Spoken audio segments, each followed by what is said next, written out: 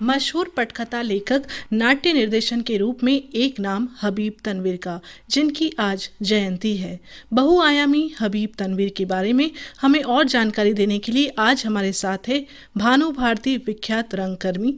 बात करते हैं इनसे। हबीब तनवीर उन्हें भारतीय रंगमंच का वो नाम है जिसने अपनी उपस्थिति से भारतीय की, खासतौर से आधुनिक भारतीय रंगमंच की पहचान को एक नया आयाम दिया और सही मानों में आधुनिक भारतीय रंगमंच भारतीय चरित्र के साथ बहुत सशक्त तरीके से उभर कर न केवल भारतीय रंग पटल पर अपितु दुनिया भर के रंगमंच के पटल पर मजबूती से स्थापित हुआ और सब जगह उसे न केवल सराहना मिली लेकिन उसकी अद्भुत क्षमताओं से विश्व रंगमंच को परिचित होने का अवसर मिला। देखिए, हुआ ये था कि ऐतिहासिक कारणों से जो हमारा संस्कृत रंगमंच था वो 11वीं-12वीं शताब्दी तक आते आते वो एक तरह से बिल्कुल ही समाप्त हो गया था और रंगमंच अगर कहीं जिंदा था तो वो खेत खलिहानों, ग्रामीण समुदायों में अलग अलग रूपों में जीवित था। और उस रंगमंच को नाम जो भी दिए गए हों, लोक शैली कहे या लोक रंगमंच, लेकिन उसकी कोई मकबूल पहचान कहीं थी नहीं।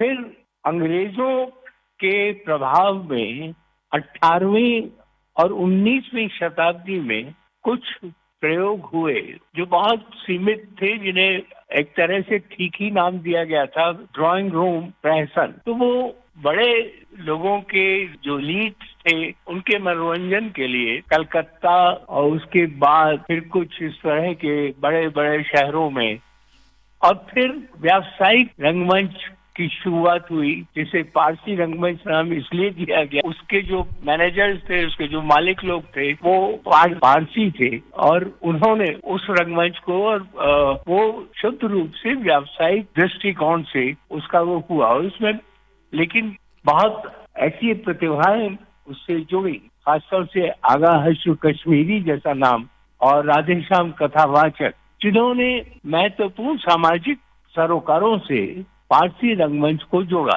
लेकिन फिल्मों के आविर्भाव के साथ वो, क्योंकि वो शुद्ध रूप से व्यावसायिक रंगमंच था, तो वो बिखर गया वो मूवमेंट और ज्यादातर लोग फिल्मों की तरफ मुखातिब हो गए जो पारसी रंगमंच में काम कर रहे थे। जी, फिल्मी दुनिया में भी हबीब तनवीर का जुड़ाव रहा, इस बारे में हमें बताएं। फिल्मी दुनिया से शुरू में उनका जुड़ाव रहा, लेकिन बहुत जल्दी उनको समझ में आया कि फिल्में उनके लिए नहीं है, क्योंकि फिल्मों का भी वो व्यावसायिक फिल्म व्यवसाय भी व्यवसाय है। उसकी व्यावसायिक जो शर्तें थी वो हबीब तनवीर को बहुत मुवाफिक नहीं आई और उनका मन रंगमंच में रमता था। कुछ फिल्मों में उन्होंने शुरुआती दौर में वो कुछ बम्बई काम किया, उसके बाद भी एक आध फिल्म में उन्होंने अभिनय किया है, लेकिन फिल्मों में उनका उस तरह से कोई बड़ा अवदान नहीं रहा।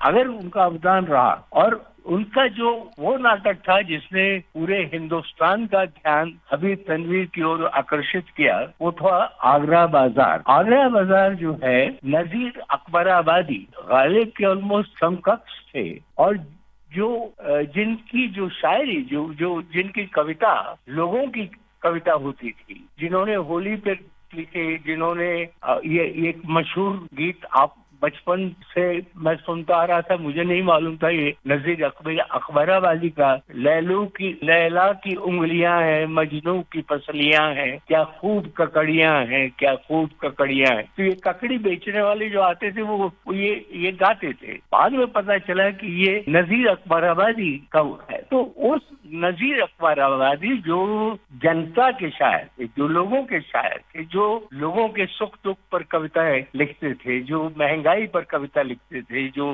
बाजार पर, तो आगरा बाजार उनकी कविताओं को लेकर के आगरा बाजार का जो प्रोडक्शन हबीब तनवीर ने किया, उसने एक बिल्कुल नई बयार, एक नया अनुभव आधुनिक भारतीय रंगमंच को कराया और बहुत ही बड़ी सनसनी। मुझे याद है मैंने 1970 में दिल्ली में इस नाटक का प्रदर्शन देखा था जो आज तक मुझे भूलता नहीं है। और उसमें उन्होंने जहाँ एक और नजीर अकबराबादी की कविताओं को लेकर के, तब तक नजीर अकबराबादी को पर बहुत ज्यादा ध्यान एज पोएट भी नहीं दिया जाता था, उनकी शायरी को खारिज किया जाता था। जी। तो न केवल नजीर अकबराबादी की कविता को हबीब तनवीर के आगरा बाजार में मुख्य धारा से जोड़ा और उनकी तरफ बड़े पैमाने पर पूरे देश का ध्यान आकर्षित किया, अपितु नाटक को एक नई भाषा दी और एक नया मिजाज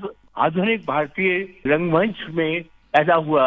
और उस नाटक से जिस तरह से हर आदमी एक मुतासिर होकर के निकलता था, और उसमें उन्होंने जहाँ एक और नजीर अकबराबादी जैसे आम फहम जनता के शायर को स्थापित किया, वहीं उन्होंने दूसरा प्रयोग ये किया कि जो छत्तीसगढ़ के नाचा कलाकार थे उन्हें वो मंच पर लेकर आए और उनको आधुनिक भारतीय रंगमंच से जोड़ा। वहीं से एक नई शुरुआत होती है जहां हबीब तनवीर लोक रंगमंच के साथ एक जीवंत रिश्ता आधुनिक भारतीय रंगमंच का बनाते हैं। जी सर। और ये रिश्ता आगे चल करके एक दूसरा बड़ा नाटक क्रिएट करता है, चरणदास चोर, जो विजयदान देथा की कहानी पर आधारित है, लेकिन उस पर वो है क्योंकि लोक कथा है और उस लोक कथा को वो छत्तीसगढ़ के अपने नाचा कलाकारों के साथ वो खेलते हैं। प्रस्तुति भी पूरे देश दुनिया में बहुत चर्चित होती है और ये एक अपने आप में आधुनिक भारतीय रंगमंच में एक मील का पत्थर बनकर उभरी, जो हमेशा जो इस पर चर्चा होगी। और इसने एक विशेष भारतीय रंग प्रतिभा के रूप में हबीब तनवीर को स्थापित किया और बाकी तो सब इतिहास है। और यही वजह है कि आज हम उन्हें उनके जन्मदिन के दिन याद कर रहे हैं। मैं अपनी श्रद्धांजलि उन्हें अर्पित करता हूँ। मेरा सौभाग्य है कि मुझे हबीब तनवीर का सानिध्य मिला, उनका प्रेम भी भरपूर मुझे मिला और मैं उनसे मुतासिर था, हूँ और रहूंगा। आपने इतनी महत्वपूर्ण जानकारी हमसे साझा की, उसके लिए आपका आभार।